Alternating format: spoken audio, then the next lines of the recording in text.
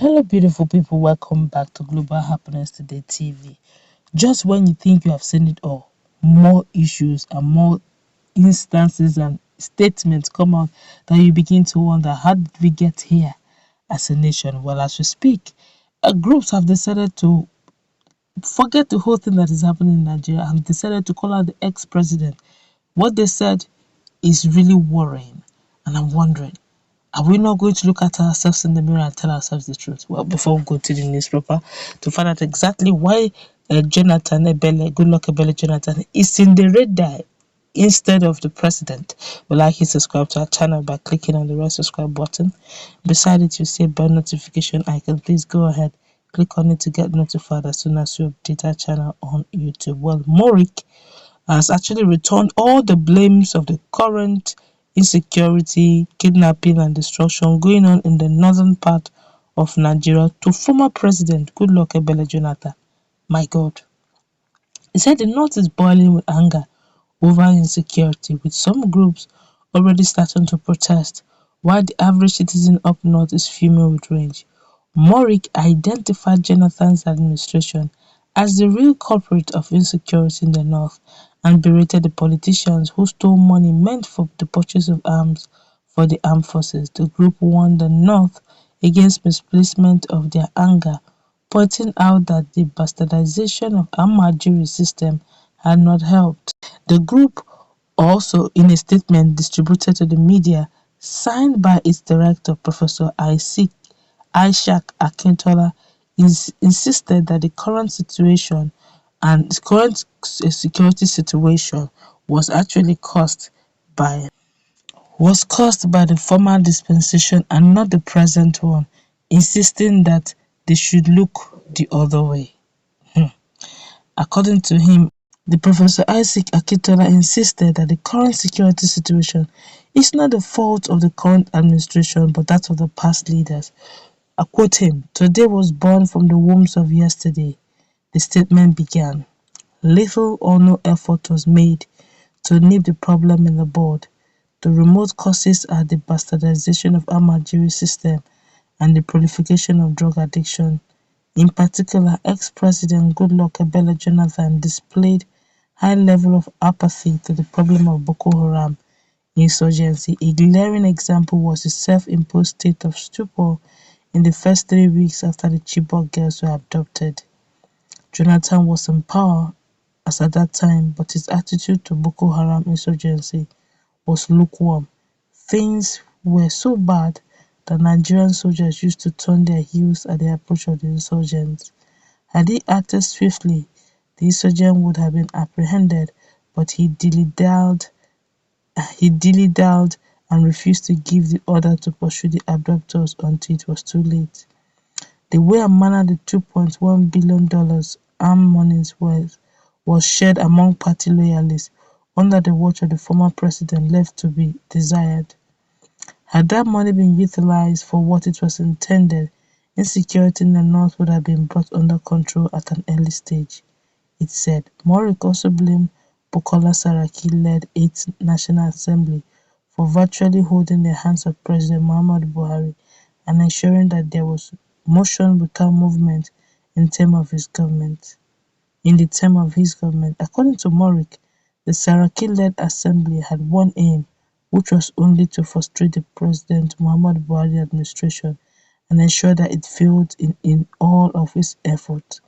The Islamic rights group said the region must know who is responsible for the current insecurity so they can apportion their blames appropriately, pointing to those, according to it, who failed to take prompt action in the heydays of Boko Haram. Muric also warned not against blaming Buhari by protesting, adding that the region could destroy itself. I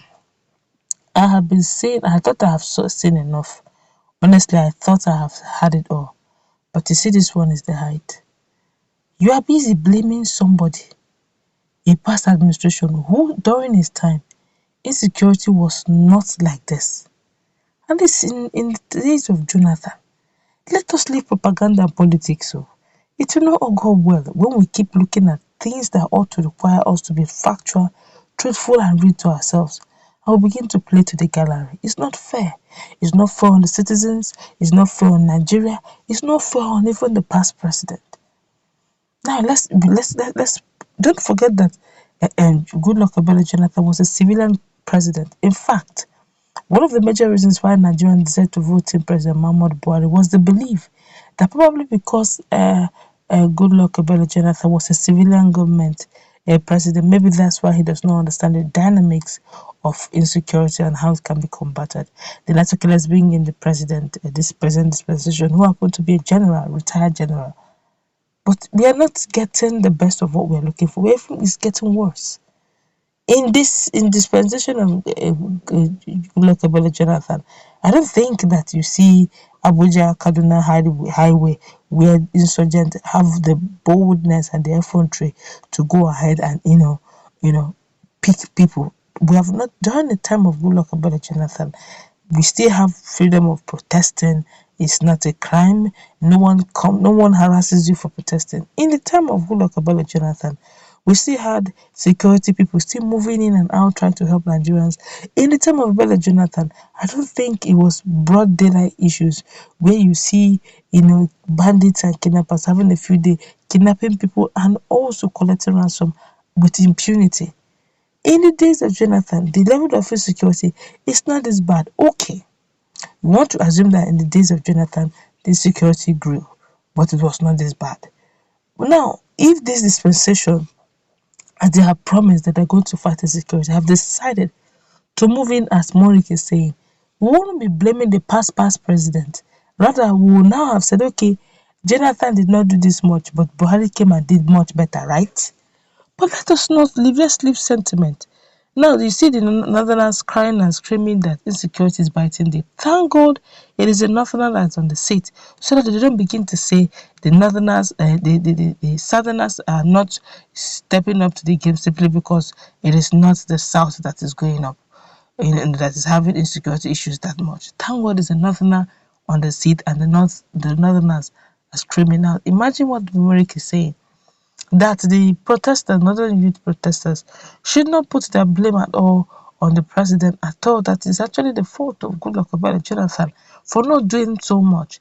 That they should, whenever they want to protest, they should not heap it on the president. See, a little I know about life is, if you have sworn an oath and you're going to protect life and property, they will give you everything you need at your disposal to ensure that you do this. Beginning to blame on past president, it just shows incompetency. It shows that you lack will, you lack zeal, you lack the wherewithal to take Nigeria out of this. If you know what you're doing and you have all the things at your disposal, you are the commander-in-chief of armed forces, you have the money, you have the arms, give the orders and appoint people who will follow through the orders to get the maximum result. Blame game as at this time, this is 11th hour. Blame game as at that time doesn't make sense. Let's find solutions around this. People are going down every day. It's not the time to begin to share blame. Jonathan, Jonathan that is not working, rested his head. You're now calling him out again. For what now? Is this still the president? This is really not nice. Let's meet in a conversation.